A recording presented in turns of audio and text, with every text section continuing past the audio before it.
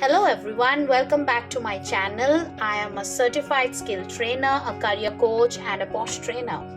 Well, if you're watching me, then you must have seen me discussing about how to answer certain questions so that you get a job. But to get a job, there's a very important thing which comes much prior to when you apply for that job. Yes, you guessed it right. That's your resume. Without a resume, you actually cannot approach for that job. So your resume communicates your qualification and you as a brand, who you are, what makes you different to employers and recruiters. In a tough job market, you need a resume that helps you to stand out in a sea of applicants. Ultimately, the purpose of a strategically targeted, polished resume is to get you that interview. So you can understand how important is resume. Its importance can be never underestimated. Well, now, if you are experienced, you can write a lot about yourself and you can impress them. But the question is if you are a fresher. Many a times, even I recruit for some companies, and I see that when a fresher applies with his resume, they really do not find what to write because they just have they do not have an experience and they just have their degree or their certifications. So they don't understand. So today, I'm going to talk about certain tips and tricks how to make a nice resume. Very first thing, please remember, do not put a photograph because it is not important or required to put a photo on the resume. For certain profiles, like if you're applying for a modeling profile or maybe an air hostess profile or something of that sort, or maybe a trainer profile, you need your photo, you need your image. Otherwise, for rest of the professional corporate companies, your photo is not required on the resume. Next comes, very important, is your contact information. Make sure your contact information is very correct. To make your identity more professional, try to add some social media accounts like LinkedIn, or if you have an Instagram page or a Facebook page which is linked to your professional skills or professional hobbies, that can add value to that profile. Start your resume with an objective. For example, I'm a smart working graduate or I'm a fresher with great interpersonal skills and good communication skills. I'm a graduate looking for opportunities where I can develop myself as a skilled professional. So these are certain things which you can mention on your resume in the objective point.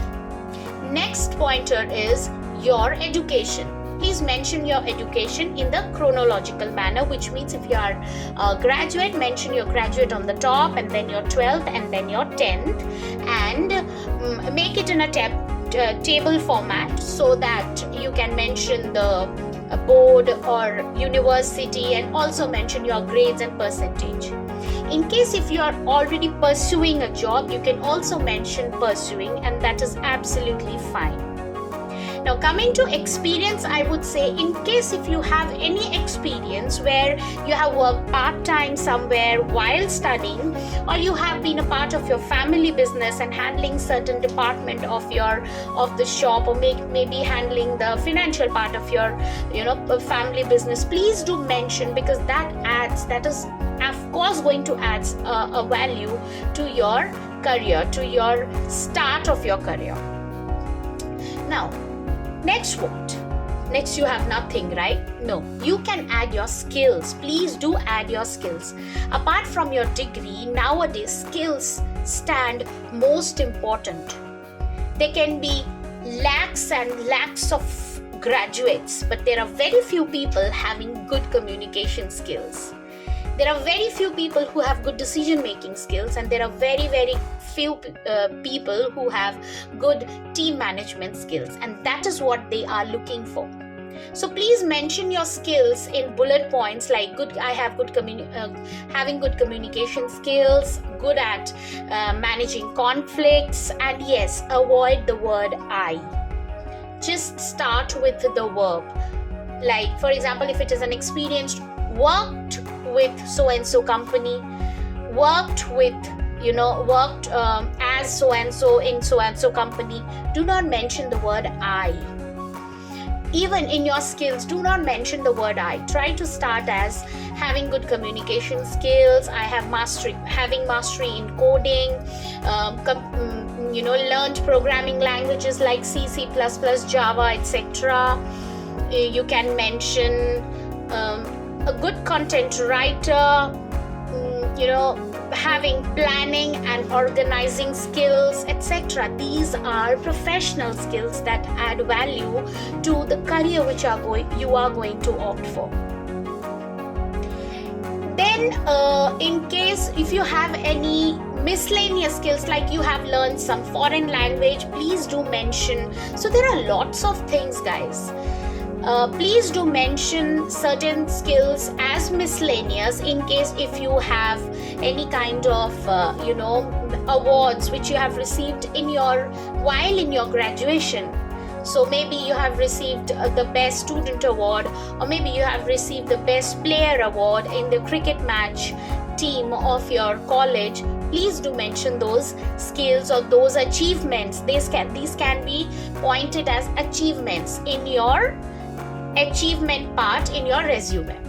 Okay, so there's nothing which is bad. Please understand, analyze what you have, what you are in the professional way, and then mention it there, and make sure you have right examples. It is not a lie. Make sure you have the right examples from your life, because after getting shortlisted, they are surely going to ask certain questions related to those skills.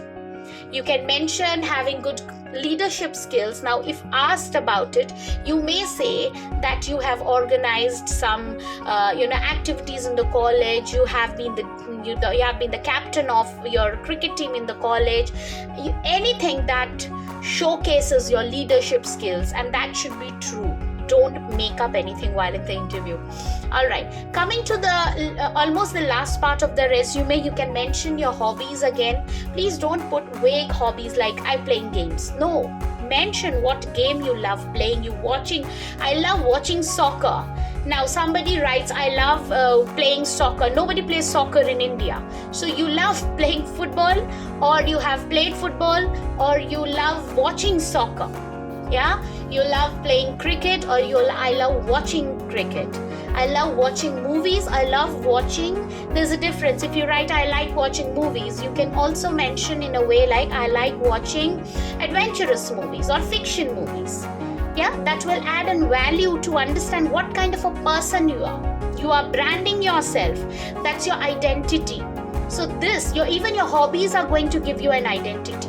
If you mention that you love traveling, that can be an added advantage to that profile, that you can be used for traveling purposes also, in case if it is required for that profile. See how important hobbies are. They can also make a difference in choosing you for that profile. Last but not the least is your personal information, where you mention your date of birth, your marital status, your location, where do you stay, and yes, very important part. Many a times we have to mention our expected CTC. So if you are a fresher, please do not mention anything there. Just write negotiable in expected CTC, or you can completely avoid that part. Do not write anything under that column of personal information about your CTC. Even when you are facing the interview, make sure you just mention that it is negotiable. It will be absolutely fine according to my skills, or as per the policy of the company, etc., etc. So that you do not you are not avoided just because of that amount which you have asked for. So please do not mention any kind of an amount. Just say negotiable. So these were certain tips about how to prepare your resume. You're most welcome to make your resume and email me if you want, or you can also if you have any questions, you can put it on the comment section, or you can also send an image of your resume if you want certain guidance from me. And anything and everything about coaching and interview skills, please ask questions, put it in the comment box, like, share, and please forward these videos to your friends who are really in need of job and really in need of somebody to guide them about how to write a resume or how to answer certain important, very very important questions. Thank you so much, and stay tuned for the next round of questions which I might come up with related to our interview skills.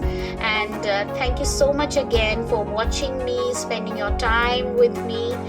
Have a great day ahead and all the best for your career hunting. Thank you. Bye.